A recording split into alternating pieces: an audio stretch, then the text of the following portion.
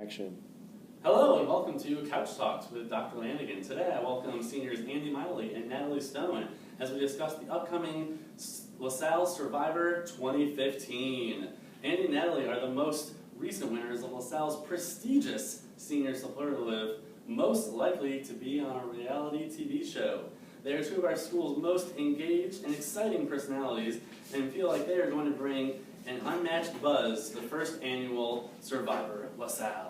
Please help me in welcoming Natalie Stone and Andy Miley. Thank you, Alex. Appreciate that. Thank you so much for having us on this show today. Thank you, Natalie, and you too, Andy, for your contributions to LaSalle over the last 4 years. Let's get started. Thank you, Alex. To start off, can you tell us a little bit about yourselves? How would you characterize your personalities and interests? And what are your hobbies? Most importantly, why should you take place in this first ever LaSalle Survivor? Well, my partner here, Natalie, she's a very avid rower. She loves to play soccer. She's a fashionista, if I want to say so myself. Thank you. Darn good one. She just brings a variety of characteristics that are interesting. Her personality is vibrant. She can welcome all people with that open type of personality. Everyone really appreciates that, especially myself.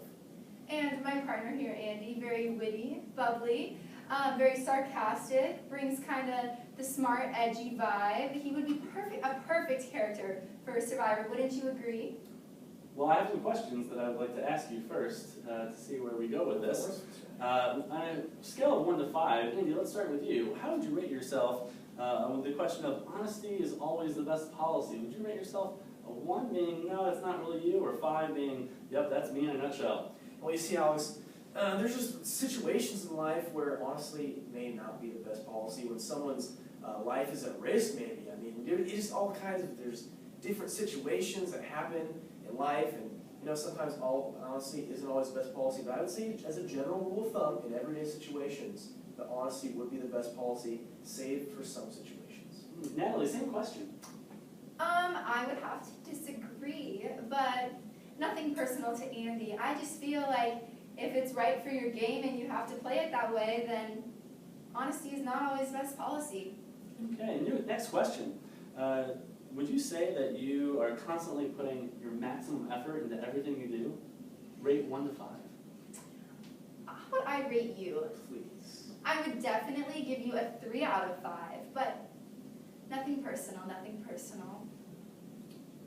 Natalie, her effort in all things is, I would say 4 out of 5 on initially.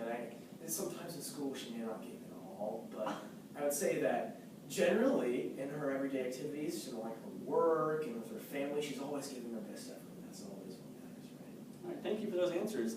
What about being the center of attention? Rating yourself 1 to 5, how would you rate being the center of attention? How important is that? Oh, now Natalie here, she just loves being at the center, don't you know? Andy, didn't you win the award for most likely to be on reality TV? You love the attention, don't you?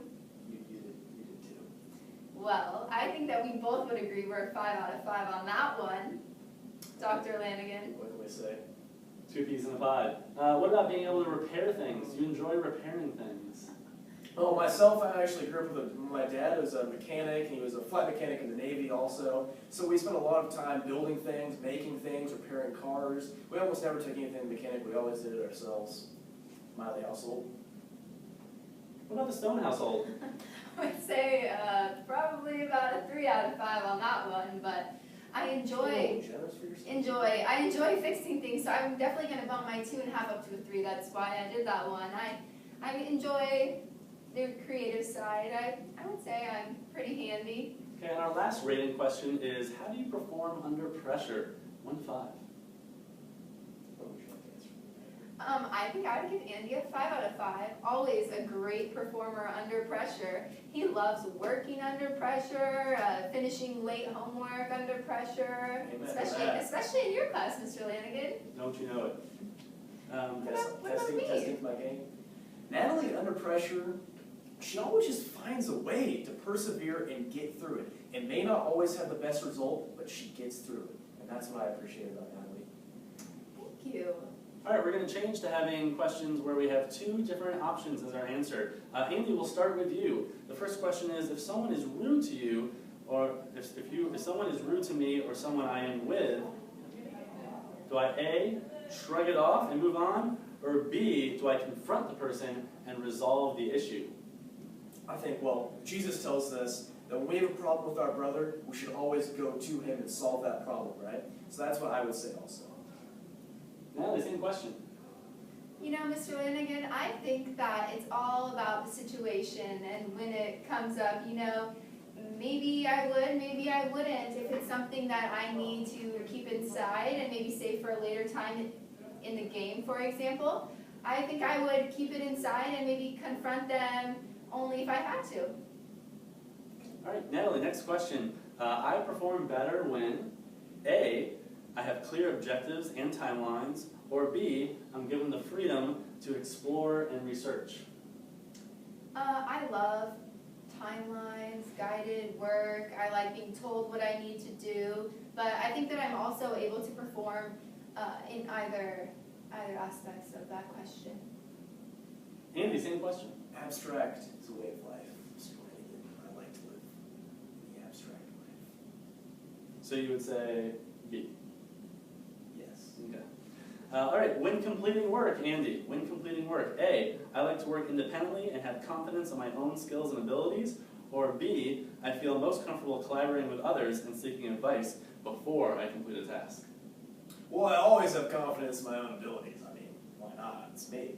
But I like to collaborate. I mean, there's no point in getting it wrong, just in case if someone's got some extra things that might boost the points up on something, you might as well do it. You know, so I can work collaboratively or with myself, which makes me a player at both stages of the game, both as a tribe member and as an individual. You know, I think that I would have a very similar example for that, but I really do like to collaborate with others. I'm a team player. It's all about teamwork, and I think that that's the way you win challenges in many cases, but when it comes down to it, I think that I trust my gut a lot, and if I'm not feeling what the other people are feeling, no one's feeling it. The name of the game is Survivor. It is. Second to last question. I prefer an environment that is A, stable over flexible, or B, flexible over stable. Natalie, let's start with you. I think flexibility is always good. I think that the environment needs to be flexible. We never know what's going to happen next, especially when it comes to shows like Survivor, which is what I think we're talking about now. So I would say yeah. Andy, flexible over stable or stable over flexible? Pass. All right, interesting. And our last question. During free time, A, I'd rather be surrounded by people, or B, I'm happiest when I'm by myself. Andy, do you see yourself as more of a loner or more of a people person? A people pleaser, not just a people person, Shenanigan. A people pleaser, and that's what I can do. I can schmooze. Mama Miley taught me well. They call her Abby Blabby in high school. I didn't get the blabby side, but I'm a schmoozer. She taught me how to schmooze, and I will carry that with me for the rest of my life. Natalie, same question. I would definitely call myself a social butterfly, if I may. All about, being around others. All right, that ends our question portion of the interview. Thank you so much for having us on Couch Talks with Dr. Lanigan. Appreciate it. Thank you very much for being here. I hope the committee, Mr. Lanigan, just sees this and views this objectively and allows us to participate in this fantastic competition that they've planned. Thank you so much. So we'll just appreciate the opportunity you gave us here to do it. And we'd like to thank our proud sponsor of this program today, Ms. Liz Banta, Mr. Brian Devine, and the students of LaSalle's Executive Council and the student body of LaSalle for making this event possible. In action. Andy Miley currently has 0 absences and tardies this semester, and Natalie Stone has 81 total missed classes, but due to previous and strenuous rowing commitments, her grades and classwork do not in any way reflect those excused absences, and she will be done with rowing by May 13th. Both students have 0 tardies. They're both passing all their classes and have 0 big projects or assignments you should worry about when considering them for this show.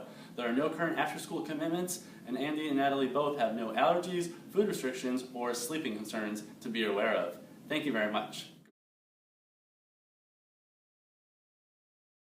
I watch a lot of reality TV, and I know that I could beat Andy Miley, hands down. She's gonna win? No way. When we get into the game, stab her right in the back. She's got no idea. We're partners now, but I know when we get in the game, he's just going to stab me right in the back. So, I'm going to nip that now, and I'm going to go in all by myself. I can win this. He's a schemer. I'm not in it for the prize, and I know that's what he's in it for. I'm in it for the love of the game.